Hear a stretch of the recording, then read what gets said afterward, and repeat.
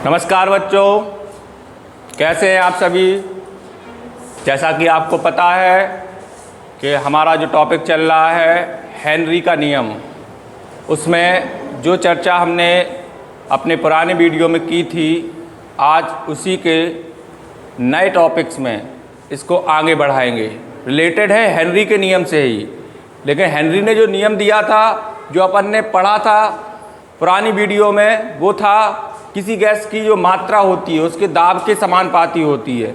लेकिन हेनरी ने फिर नियम में चेंजिंग की, मतलब नियम उसी वही है, लेकिन थोड़ी सी उसने चेंजिंग की कि क्या बताया कि अगर गैस की मात्रा अगर हम मोल अंश के रूप में लें, मोल अंश, जैसा कि आपने मोल अंश के बारे में पढ़ा है, मोल प्रभाज का हो या मोल अंश का हो या मोल भिन्न का हो, तीनों एक ही है। उसके हिसाब से अगर देखें इसकी परिभाषा तो क्या बनती है, यदि देखें, यदि विलेयता को गैस के विलयन में मोल अंश के रूप में लिया जाए, तब हेनरी के नियम से वाष्प अवस्था में किसी गैस का आंशिक दाब P गैस के मोल अंश X के समानुपाती होता है। यानी कि जो दाब है, प्रेशर, वो किसके समानुपाती है, मोल अंश के। और ये जो मोल अंश है, इसको यहाँ पर ये भी लिख सकते, गैस इन लिक्विड, मतलब जो गैस पानी में या द्रव में घुली हुई है उसका अंश है। अगर इस साइन को हटाएंगे समानुपाती चिन्ह को, तो एक कांस्टेंट लगाते जिसको हम KH कहते हैं। तो ये फॉर्मूला हमें इस तरीके का मिलता है, जहाँ पर P हमें पता है, X पता है, और KH जो एक नया कांस्टेंट आया है, इसको कहते हैं हेनरी स्थिरांक। हेनरी स्थिरांक, इसी फॉर्मूले को अगर हम थोड़ा बदलाव करके लिखें, चेंज करके, तो KH बराबर वैल्यू जो हो जाएगी वो हो जाएगी P/X। यदि P निश्चित या समान कर दिया जाए,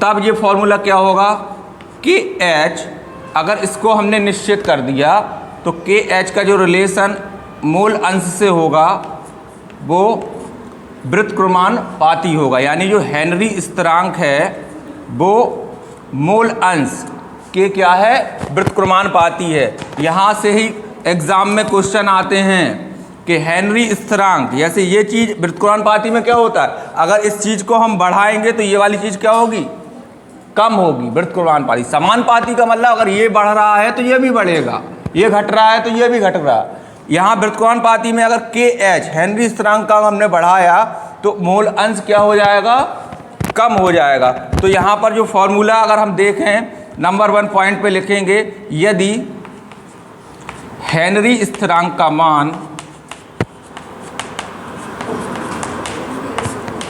बढ़ाया जाए तो गैस के मोल अंश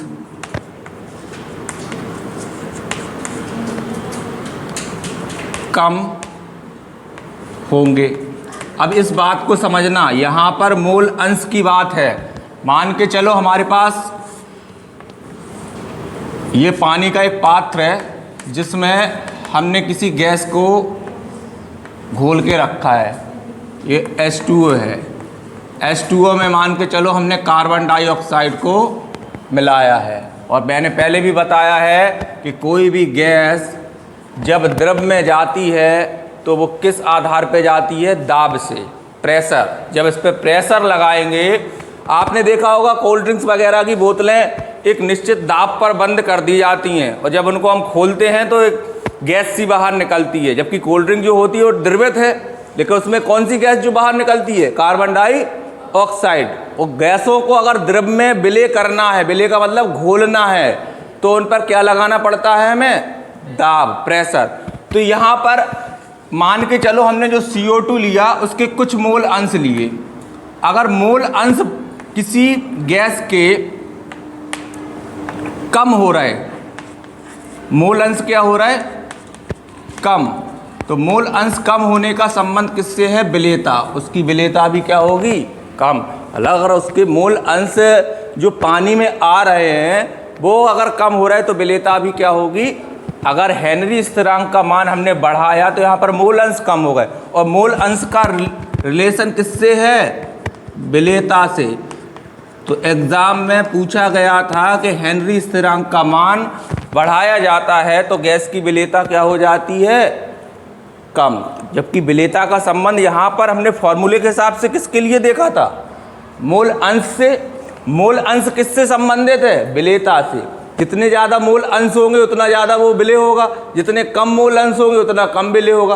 कहने का मतलब ये है कि मान के चलो एक गिलास में हम कम चीनी घोल रहे तो वो कम विलेय होगी, और ज़्यादा चीनी घोल रहे तो ज़्यादा। यहाँ पर हमने जो मात्रा ली है किसी भी गैस की वो किस में ली है? मोल अंश के रूप में। तो अगर एक रिलेशन ये निकल आया तो दूसरा रिलेशन हमारा कौन सा होगा? KH के लिए ही। यहाँ पर हेनरी स्थिरांक का हमने क्या किया था? बढ़ाया जाए, तब गैस की विलेयता क्या हो जाती है? कम हो जाती। अगर हेनरी स्थिरांक को हम कम कर दें तो गैस की विलेयता क्या हो जाएगी?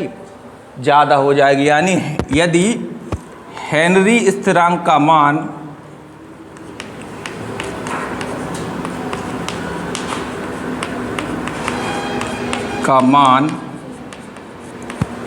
वहाँ बढ़ाया था, यहाँ हम क्या कर दे रहे? कम कर दिया जाए। तो अब हम मोल अंश को नहीं लिख रहे, यहाँ पर ये संबंध मोल अंश को दिखा रहा था। मोल अंश का संबंध किससे है? विलेयता से। तो विलेयता क्या हो जाएगी? तो गैस की विलेयता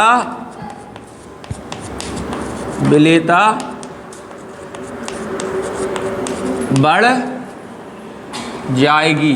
ये दोनों पॉइंट आपको याद रखने हैं जो हेनरी स्थिरांक से संबंधित है।